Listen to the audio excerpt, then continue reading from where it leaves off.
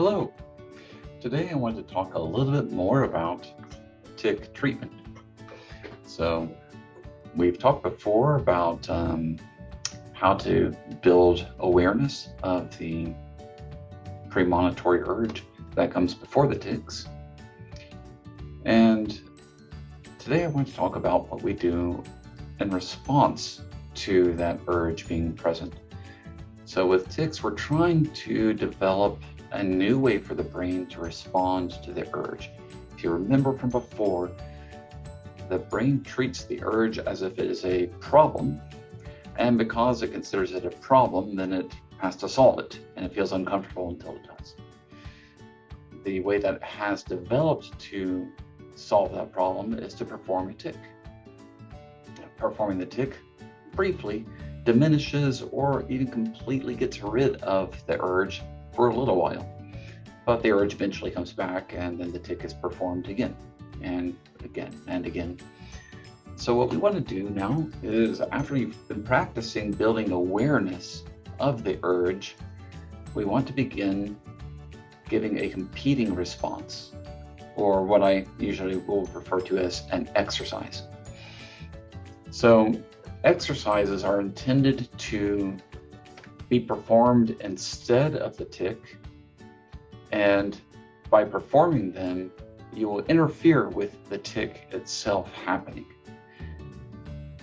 So there are a few rules that I try to use in developing exercises.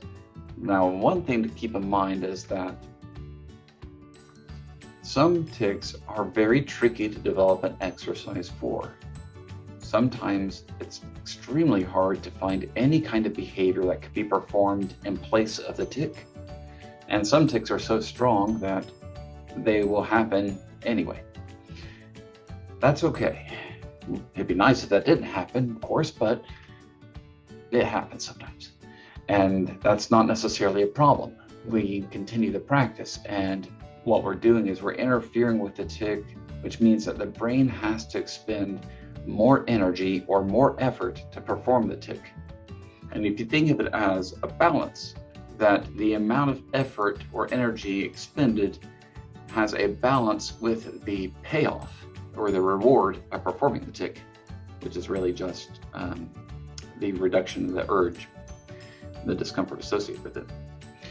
So if those two things are in balance, then when we perform an exercise and make it harder to do the tic, then the energy and effort goes up, but this payoff hasn't changed. It's not greater. That means that we're shifting the balance, and the tic will actually begin to get weaker because the brain isn't getting as much of a payoff for it. It can take a while. And so I want to be really clear about that as well, that this doesn't happen instantly. It takes time. And as long as a person remains persistent and patient with themselves as they experience the tic and work through it, then eventually they will likely reduce the tic or perhaps get rid of it entirely. Now, I think, like I mentioned, that I try to set a few rules for performing these exercises, and the first one is that the exercise should, as much as possible, be incompatible with the tic, meaning you can't do both at the same time. As long as you're doing the exercise, the tic either cannot happen or is much harder to do. There are a lot of things you could do that would be difficult to do with a tic, but those would not necessarily satisfy the second rule, which is that it's something you can maintain. You can keep it going for as long as the urge is present. And that brings me into the third rule, which is we want, as much as possible, for the exercise to be less conspicuous than the tic. We don't want an exercise that, when you're trying to do your exercise in a public place, people are looking at you and noticing that you're doing your exercise. That means that you end up with a lot of social experience that you probably don't want.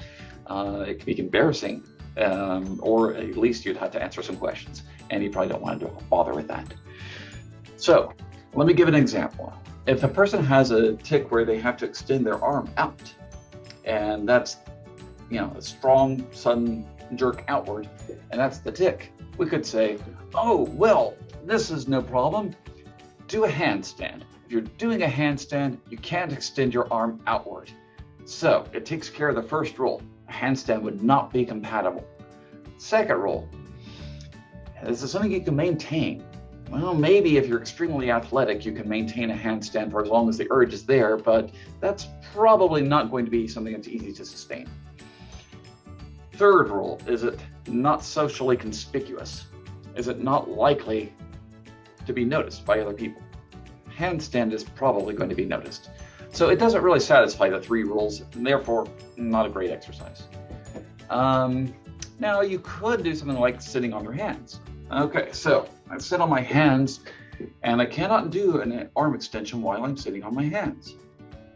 Good, takes care of the first rule. I can sit on my hands for as long as I need to. So it doesn't require any effort. That means that takes care of the second rule. And other people may not notice I'm sitting on my hands. They might notice. And if they do, then it won't satisfy the third rule. But if they don't notice, it seems to satisfy the third rule. So sitting on your hands is a possibility for an arm extension tic. You could do that. However, I actually don't like it for one other reason, which I meant to mention when I was discussing the second rule, and I forgot to. So that is, I like to make sure that the exercise are things that you are remaining actively engaged in, that you are aware you're doing it, your brain is getting feedback from doing it, and your brain is maintaining motor activation throughout the duration of the exercise, if possible. That way, your brain is still doing something in response to the urge, but that something is voluntary, not semi-voluntary or involuntary. You know, tics are at best semi-voluntary, that we are aware of them, but we don't have that much control over them. But if you're doing something that you are voluntarily engaged in and that you are maintaining, then that keeps your brain actively involved in response to the feeling of the urge. And that, I find, tends to work a lot better. Sitting on your hands can work for an arm extension tic, but it's not ideal. I would actually, as strange as it may seem, I would almost prefer that you cross your arms and then lightly press your sides with your fingertips. Because you cannot be extending your arm. It's not super conspicuous. Other people might notice you're crossing your arms, but they probably won't think it is especially strange behavior. It's not like doing a handstand. And if you are lightly pressing with your fingertips, you can maintain it probably pretty well without getting a lot of fatigue or muscle ache. And you're actually maintaining active engagement in the exercise for the duration, which means that your brain is doing something actively in response to it, but it's something that is voluntary that you chose to do.